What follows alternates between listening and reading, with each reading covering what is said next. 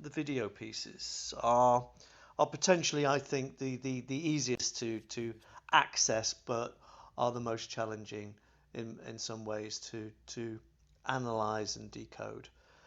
And I'm interested in the way we share ideas and share language and knowledge and information. And the face-to-face interview is, in some ways, is that format for reality, and that format for a biographical confession. And the one-to-one interview, it's a pervasive part of our popular culture.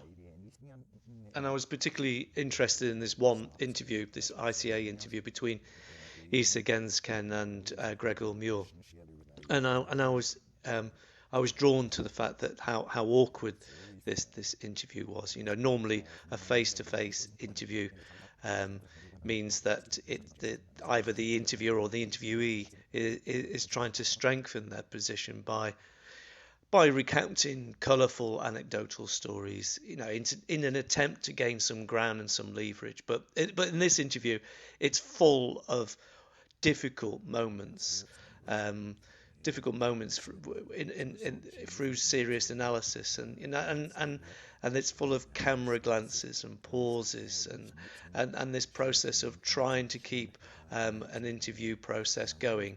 And of course, I found this hilarious, because it's caught in an awkward vortex where art should be no laughing matter, and it's that moment of wanting to say cut.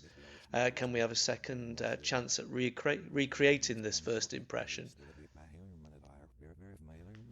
So I thought of the possibility of trying to exploit art interviews with this confessional interview situation by trying to create a one-sided argument, if you like, but using the same processes that you find in manipulative editing that's used in narratives within reality TV. So I took on the format of the reality TV show, and editing together the interview and the interviewee, as though a curtain had been whipped away to reveal this tense, awkward moment of a confession, uh, and taking on the editorial selection of trying to compressing events to formulate my own version of the narrative, and that requires cherry picking and accentuating the negative, and a deletion of, or deleting the positive. And the video is a fantastic way of reconstructing sentences by either repeating or omitting certain elements through this kind of Frankenstein um, editing, and I began to start by chopping and carving up sound bites to create a caricature of criticism. And the through this, the invention of your narrative, through stretching out and elongating moments, and switching the order, and squeezing together cuts, you can alter the potential attitude and reality of the scene.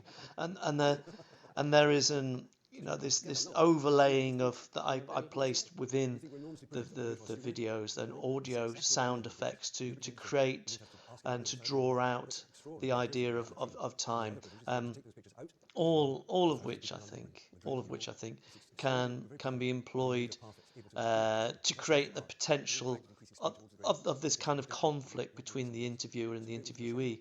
So there's this feeling of I suppose, this feeling of miscalibration. And of course, again, this idea of the confession is the purpose of these videos is to create a kind of impression of a confessional cam, and the idea, if you like, of selective stupidity.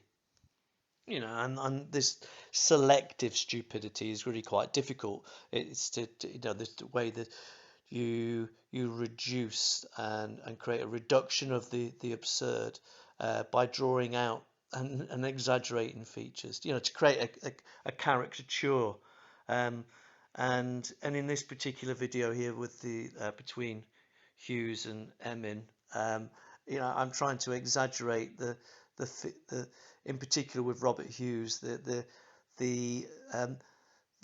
features of his physiognomy, and to create a comic effect, to create a satirical, and to try and expose the truth by picking on and lambasting stupidity just for the sake of it, and that's what satire does. It's a critique without offering any critical language, and that's what I hope, and that's what I want these remixes to do. They're a way of attempting to punch in every direction, if you like, at subjects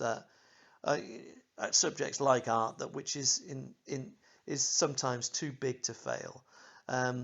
In an attempt to reduce things down to the absurd, and the intention is to make visible what's already there, ready for approval or disapproval from the audience. And in these videos, I recognise that there are moments of privileged ideas that I think are worth underlining and worth unpicking.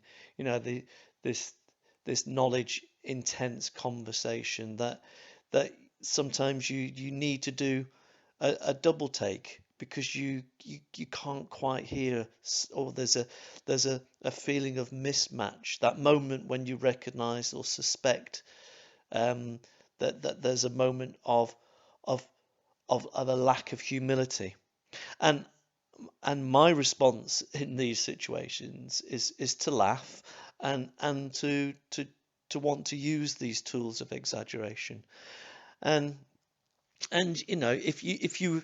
if you want to avoid criticism because you're afraid of pissing people off, then you might as well avoid or doing or saying anything. And I think that these artists are too big to fail, and have become pantomime caricatures of themselves, and are consequently fair game.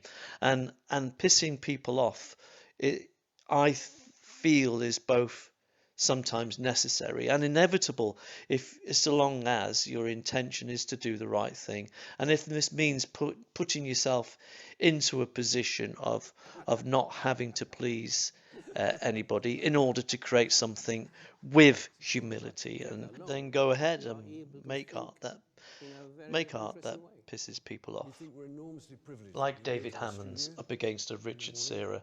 And remember that satirical criticism is an important factor within a democratic society, and that sometimes we need to make art that has no comforting closure. We're not that normal.